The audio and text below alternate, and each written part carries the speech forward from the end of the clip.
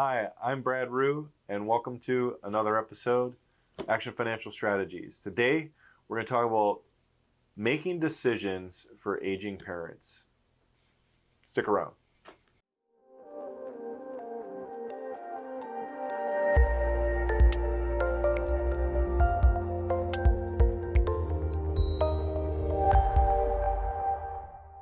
Hey guys, welcome to another episode. With us today, we are going to be talking about making decisions for aging parents. So, as we walk through this, I'm going to break it down into a couple steps.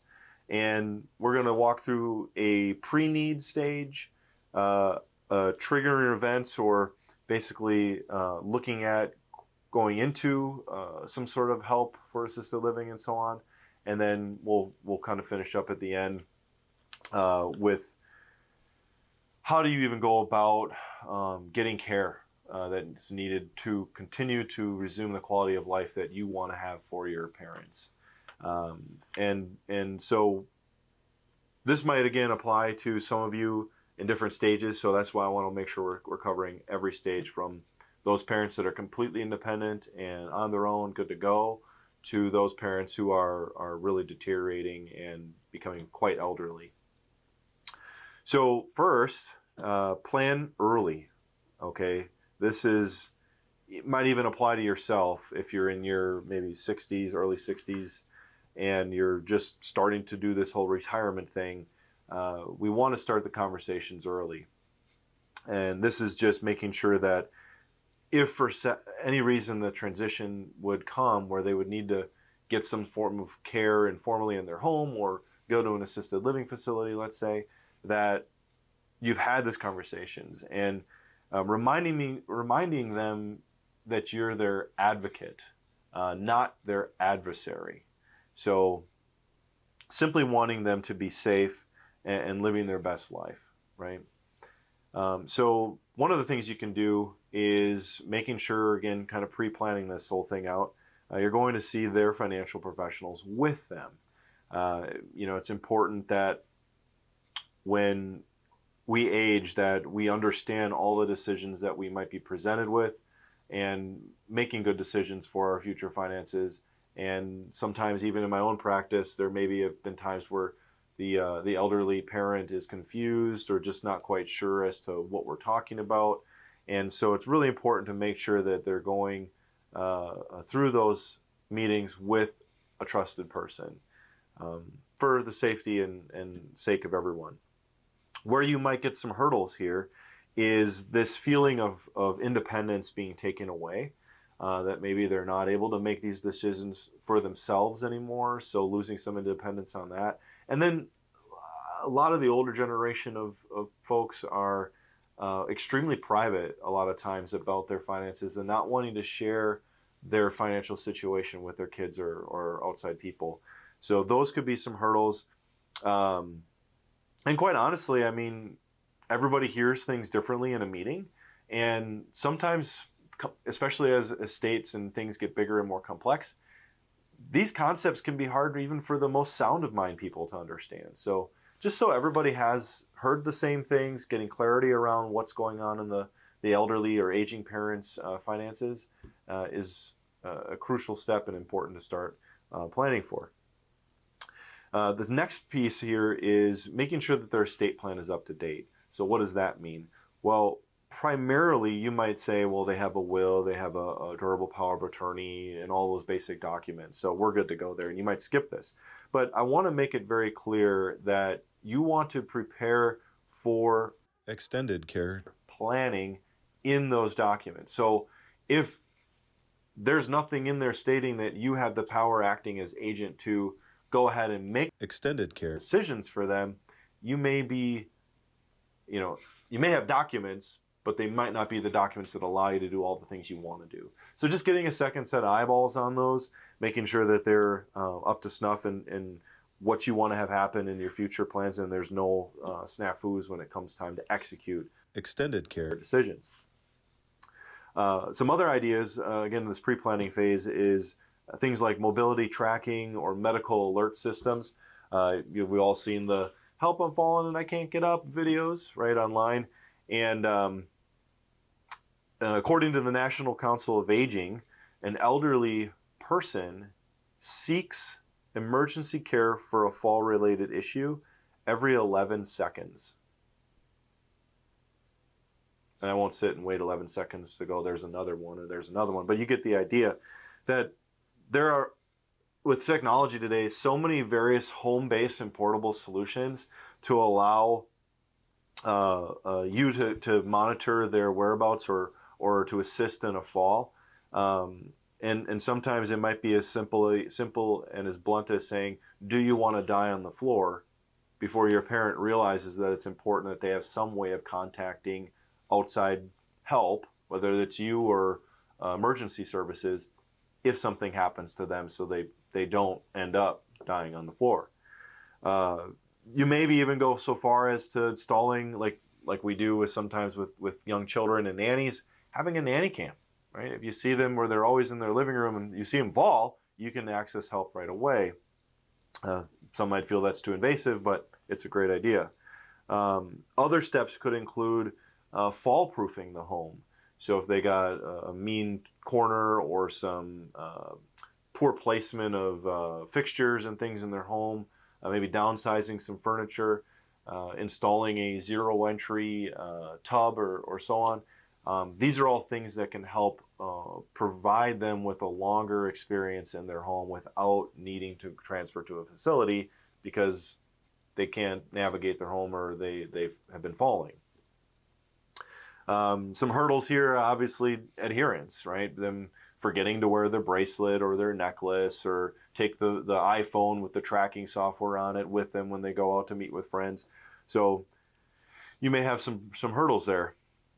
Lastly, again, just with the idea of maintaining their dignity and maintaining their independence, is basic household services. So cleaning, grocery services, yard services, mowing the lawn, snow removal, all those basic things can be outsourced and paid for, and can allow the aging person to still continue to enjoy maybe their childhood residence where they grew up with everyone and their kids, and even things like meal delivery. I know my grandparents had Meals on Wheels near the end there, and it was very convenient, very helpful. Nobody was running the stove or concerned with forgetting to leave burners on and that sort of thing. So I'm going to move from this pre-stage kind of planning area to now what are some triggering events? What are some things that you really need to look out for to determine if it makes sense that elder care should be involved? And I'm going to have a list here as I kind of go through this. So you can write these down as I go through them. But the eldercarealliance.org gives a great rundown, a great example of some signs to look for in an aging parent. And it could be simple things like reminding you to take their medication. Maybe there's a certain amount or certain times of the day and they forget it, or they're starting to take too much, or they forget it altogether and don't take enough. That's a big problem. Large fluctuations in weight that's noticeable. This may be a sign they're not eating enough, like they're forgetting when their last meal was, so they skip it, or they forget that they ate and they eat again, so they start gaining a lot of weight. Too many falls and poor mobility. Houses being neglected beyond just simple cleaning services. Not being able to groom themselves. You see that they're constantly disheveled, and they tell you it was a month ago was the last time they took a shower. Not being able to prepare meals safely. I mentioned that earlier. Perhaps that's where Meals on Wheels in those situations would come in. And increased isolation and no interest in hobbies. So those are some of the more triggering or alarm type events that you might see. And additionally, there may be some signs of memory care needs. Again, I know my grandparents suffered from some of these as well, and it was pretty evident that they needed help and needed some more adult supervision. And these signs could be early Alzheimer's or dementia, and they include things like aggressive behavior, getting lost or becoming disoriented, even in their own home or around the neighborhood maybe they've grown up in for 30, 40 years. Repeating stories or questions successively in a visit, problems speaking or finding the words to say, difficulty planning or concentrating, and if they've actually had an Alzheimer's or dementia diagnosis that required a 24-hour supervision. So the bottom line is, if you think your parent may be exhibiting multiple, one or more of these symptoms, at the very least, just get an assessment done, right? That's simple. And you have to have an assessment done before you would go into, say, an assisted living facility anyway. They're going to cover things like their physical well-being, their social, their cognitive, and emotional status before they, say yes, they're a candidate for assisted care. And if you or your siblings, perhaps, or I know this is a lot of cases for pre-retirees that I work with, they or their siblings are caring for mom and dad already in an informal care setting, and you may want to just trial an adult daycare service where mom and dad go for the day, and you can get a break, right? You can get a break from being the caregiver, and this could start to warm mom and dad up to the idea of like, hey, it's not so bad here. They play fun games. I get great meal, people my age, and assisted living maybe isn't such a bad gig after all. So maybe take some of the fear out of the situation. So those are triggering events, and the last thing I want to talk about is qualifying for care. So after that assessment that you would maybe have for mom or dad is done by the assisted living or nursing home facility, and they say, okay, yep, mom and dad, you need care, you're going to complete a financial disclosure form. And this is just a standard form that says, yep, here's all the money available assets that mom and dad have to basically pay for their care. And at this point, I want to pump the brakes for you as a parent or a child that's helping a parent. And we want to make sure that we're planning in the best possible way for mom and dad in this situation from a financial standpoint.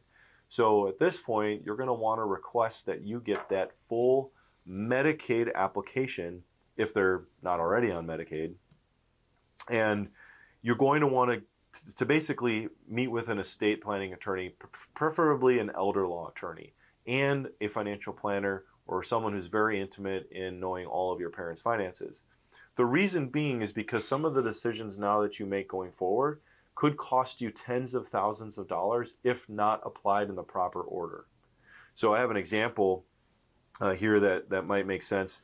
And this is strictly under Wisconsin Medicaid rules. So if you live in a different state, you may have different rules. A lot of states do carry over the same rules on this, but just so you know, this is not a blanket rule for every state that may be watching or tuning into this. So please check with your local provider, your local financial professionals and attorneys.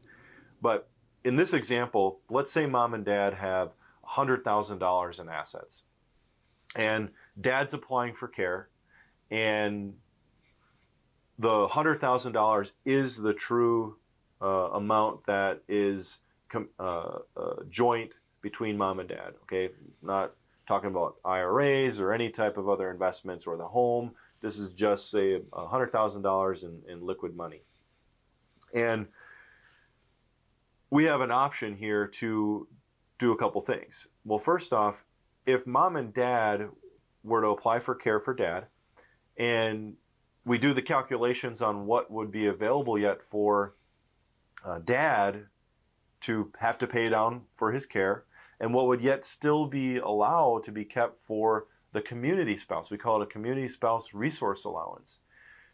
We typically just cut the assets in half. So $100,000, we got 50 each. And since the minimum allowed amount is 50,000, you can't really go below that unless you have less. The minimum allowed is 50,000. The mom at home could still keep $50,000. Now, what does that mean if we do some pre-planning or do some different things before we get that snapshot? Okay, we get that snapshot of what the assets are available to mom and dad to pay for dad's care. Well, we could do something creative like burial planning. We could prepay all of funeral expenses for mom and dad. And at that point, let's say we spent $30,000 doing that. Okay, well now mom and dad have $70,000, and we go in and we take that snapshot and we apply for Medicaid, right, in this case, for assistance, and we cut the assets in half. And okay, $70,000, it's $35,000 each. But remember, the minimum is 50, so we can actually shift $50,000 over to mom in this case and allow dad to basically have to spend down less of their own money to still then apply and go on aid should should he run out of his own funds, and more than likely he will in this case with the cost of care at that level. But suffice to say, there's some timing that you may want to consider as to when you actually apply for care and what pre-planning things you do to avoid spending needless money when the state will carry on that debt or that payment if you just plan the right way. So bottom line is you want to work with an estate planning attorney, and especially in this case an elder law, one who specializes in elder law, as well as a financial planner, to make sure you're just maximizing every opportunity within the law as it stands. And these laws change all the time. So just so you know, like, what I'm saying today may not be relevant a couple years from now. So continue to look to the professionals in your parents' planning. And if they don't have them, then look to getting good professionals in the area that can help assist with making sure you're maximizing all these opportunities. So hopefully this is helpful. Thank you for tuning in today.